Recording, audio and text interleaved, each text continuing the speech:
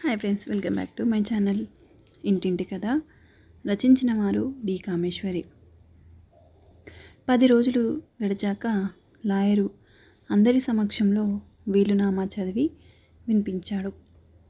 ఆ వీలునామా ఇదివరలోనే నారాయణమూర్తి గారు రాసి ఉంచారు.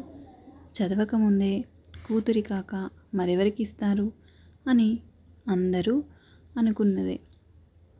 ఆయన యావదాస్తి, ధన, వాస్తు, వాహన, చిరాస్తి, స్థిరాస్తి అన్నీ కూడా కూతురికే రాసిపోయారు. ప్రసాద్ మనసు చిన్నబోయింది.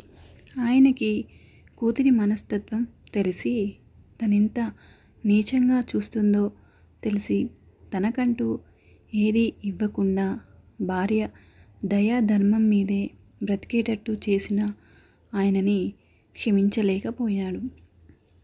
ఆస్తి ఇస్తే కూతుర్ని లెక్క చెయ్యడని భయపడి అలా రాశాడు అని అనుకున్నాడు. కొద్దిగా తను ప్రతి చిన్నదానికి ఆమె మీద ఆధారపడకుండా ఏదన్నా రాసి ఉంటే ఎంత బాగుండేది అని విచారించాడు. ఈ వీలునామాతో లత తన చెయ్యి నుంచి పూర్తిగా దాటిపోతుందని ఆయనకి తెలిసి చెయ్యగలిగింది ఏమీ లేదు కనుక నిట్టూర్చాడు. మామగారి మీద ఉన్న గౌరవం తగ్గిపోయి ఏదో నిర్లిప్తత, అసంతృప్తి చోటు చేసుకుంది అతని. లత వెనుక నుంచి కాస్త అదుపులో పెట్టగలిగిన ఆయన లేకపోయాక లత రౌతులేని గుర్రంలా ఎలా ఎగిరిపడుతుందో, ఆమెతో సవారీ ఎంత దుర్భరంగా ఉంటుందో ఊహించగలిగిన ప్రసాద్కి ముందెలా ఉన్న భవిష్యత్తు చింతపట్టుకుంది. తండ్రి పోయిన దుఃఖంతో ఒక నెల రోజులు నిర్లిప్తంగా, ఉదాసీనంగా గడిపింది లత. అంత దుఃఖంలోనూ తండ్రి వీలునామా చదివాక తృప్తిగా నవ్వుకుంది.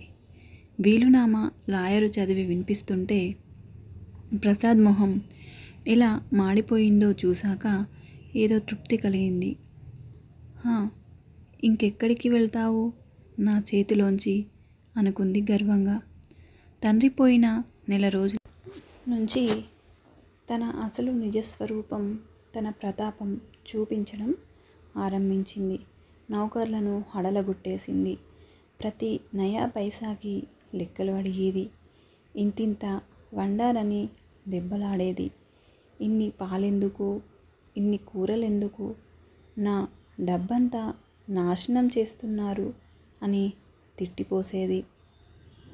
ఏ చిన్న లోటుపాటు వచ్చినా, ఏ పదార్థంలో కాస్త లోపం వచ్చినా మొహాన విసిరికొట్టేది. ప్రసాద్ కల్పించుకుని, మందలించపోతే మీరూరుకోండి, వాళ్ళు నౌకర్లు, నా సొమ్ము పెడుతున్నాను, నా ఇష్టం అని దులపరించేది. ప్రసాద్ విరక్తిగా కల్పించుకోవడం మానేశాడు. ఇంట్లో ఉన్న కాసేపు చెవులు మూసుకొని ఓ గదిలో కూర్చునేవాడు. ప్రసాద్ ఇలా కల్పించుకోకపోయినా అంతా తినేవాళ్ళే. ఇంటి గొడవ ఎవరికీ పట్టదు. ఆ నౌకర్లు అలా దుబారా చేస్తుంటే చూసేవారన్నా లేరు. నా కర్మ, కాళ్ళు లేకపోబట్టి ఇలా పడి ఉన్నాను, ఇంకోరి దయాదాక్షిణ్యాల మీద అంటూ తిట్టేది. నౌకర్లు కొందరు లత ఆరడి భరించలేక మానేశారు. పాత నౌకర్లు ఒకరిద్దరు తప్ప మిగతా అంతా మొహం మీదే నీ చేత ఇన్ని మాటలు పడుతూ ఉండే కర్మ మాకేమిటి, పని ఎక్కడ పడితే అక్కడ దొరుకుతుంది అని తెగేసి చెప్పి వెళ్ళిపోయారు. పాత వాళ్ళు మౌనంగానే ఇంకొకరిని పెట్టడం ప్రసాద్. పాత వాళ్ళు మానగానే ఇంకొకరిని పెట్టడం ప్రసాద్ వంతు. వాళ్ళు 4 రోజులుండి మానేసేవారు. పాత నౌకర్ల ద్వారా లత సంగతి తెలిసి ఎవరు పనికి రావడం మానేశారు. వంటవాడు లేక 4 రోజులు నానా అవస్థలు అయ్యింది. పని మనిషి ఎలాగో వండి పెట్టినా వంట విసిరేసింది లత. ప్రసాద్ సహనం ఆఖరి మెట్టుకు తెచ్చింది. లత ఇదంతా కావాలనే తనని ఏడిపించడానికి చేస్తుందని అర్థం అయిందతనికి. లత, నేనంటే కట్టుకున్న మొగుడిని కనుక నీ ఆగడం సహిస్తున్నాను. నీ తిట్లు ఏ నౌకర్లు సహించరు. పనివాళ్ళు ఇంట్లో ఉండాలంటే సౌమ్యంగా చేయించుకోవాలి. డబ్బు ఇచ్చినంత మాత్రాన తిడితే ఈ రోజుల్లో ఎవరు పడరు. పడకపోతే పోతారు. లత విసురుగా అంది. పోతే అవస్థపడేది నీవే. నన్నేదో సాధిద్దామనుకుని చేస్తున్నావు కానీ నాకు నౌకర్లు చాకర్లు అక్కర లేకుండా నా పనులు నేను చేసుకోగలను. ముందు నుంచి అలా పెరిగాను. వరి అన్నం తిని గడుపుకోగలను. అంచేత నన్నేదో సాధిద్దామనుకుంటే అవస్థపడేది నీవు. ఈసారి నౌకర్లని తిడితే వాళ్ళు వెళ్ళిపోతే మరొక్కరు దొరకరు. రారు, నీ ఇష్టం తెగేసి చెప్పేశాడు. ఊరుకుంటుంటే లత మరీ రెచ్చిపోతుందని ప్రసాద్ ఈ మధ్య జవాబులు గట్టిగానే ఇస్తున్నాడు. ఏమన్నా ఏం నాన్న పోయారు, ఇంటికి తమరే అధికారులు అనుకున్నారా ఏమిటి? గట్టిగా దబాయిస్తున్నారు ఈ మధ్య.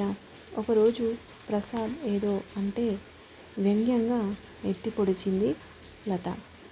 అబ్బే, ఇంటి యజమానిని ఎలా అవుతాను? నీవు అవ్వనివ్వవని నాకు తెలుసుగా. నీ బానిసని, ఆస్తిపరురాలివి, హక్కుదారివి. నువ్వు ఉండగా నేనెలా అవుతాను? ప్రసాద్ అంతకంటే వ్యంగ్యంగా చురక అంటించాడు. ఇంట్లో ప్రతి క్షణం ప్రతి చిన్న విషయానికి ఇద్దరి మధ్య ఘర్షణ తప్పటం లేదు. తండ్రి భయాన ఇదివరకు కాస్త గొంతు తగ్గించి మాట్లాడే లత ఇప్పుడు పూర్తి స్వేచ్ఛతో ప్రసాద్తో ఢీ అంటే ఢీ అని తలపడుతుంది. ప్రసాద్ ఇంటి పట్టునే ఉండడం మానుకున్నాడు.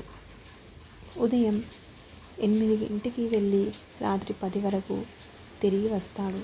దానికి ఓ రాద్ధాంతం చేసి తనంటే నిర్లక్ష్యం అని, ప్రేమ లేదని, తన డబ్బు తింటూ తననే లెక్క చెయ్యడని రోజూ దెబ్బలాడేది.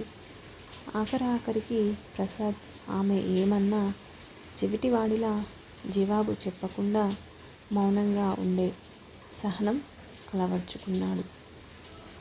నోరిప్పని భర్తని ఎలా సాధించాలో తెలియక దారులు వెతికింది లత. ఆఖరికి ఓ దారి కనిపించింది లతకి. ప్రసాద్ ఆఫీస్లో శాంతికి ఉద్యోగం ఇచ్చిన విషయం లతకి తెలిసింది. శాంతికి ఉద్యోగం ఇవ్వడం, అప్పటి నుంచి ప్రసాద్ బొత్తిగా ఇంటి పట్టునుండకపోవడం ఒకదానితో ఒకటి కలిపి ఆలోచించింది. అసూయ, ద్వేషంతో రగిలిపోయింది. ఆఫీసులో ఏం జరిగేది అనేది ఎప్పటికప్పుడు లతకి వార్తలందించే బంట్రోతు రంగయ్య లతకి నమ్మిన బంటు. అతని ద్వారా శాంతి అందచందాలు గురించి విని అసూయపడాల్సింది ఏమీ లేదని గ్రహించిన అతను శాంతికి ఉద్యోగం ఇవ్వడానికి పడిన శ్రమ, చూపిన శ్రద్ధ తెలిసి ఆమె పట్ల అతనికి జాలి, సానుభూతి, అభిమానం ఉన్నాయని మిగతా అందరితో కంటే ఆమెతో దయగా, అభిమానంగా, మర్యాదగా ప్రవర్తిస్తాడని విని భర్తని సాధించే కారణం ఒకటి దొరికిందని సంతోషించింది. మీ ఆఫీస్లో ఆడ టైపిస్టుకి ఉద్యోగం ఇచ్చారటగా? ఆఫీస్ నుంచి రాగానే అడిగింది వ్యంగ్యంగా లత ప్రసాద్ని. ఎలా తెలిసింది చెప్పమా అనుకుని ఆశ్చర్యపోయాడు.